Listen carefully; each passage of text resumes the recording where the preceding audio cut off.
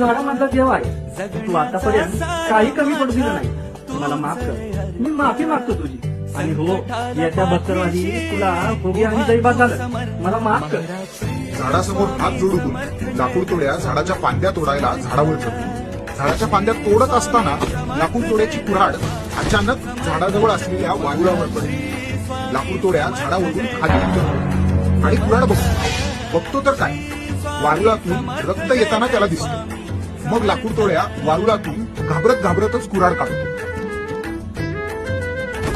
अरे देवा, हे काय झालं? वारुळातून रक्त कसं आलं? लाकूड तोड्या वारुळाजवळ जातो आणि वारुळाची माती दूर करतो आणि बघतो तर काय, वारुळातून एक दिव्य तेजस्वी साधू बाहेर येतो. अचानक तेजस्वी प्रकाश वाढतो आणि लाकूड तोड्याच्या डोळ्यासमोर अंधार बसतो.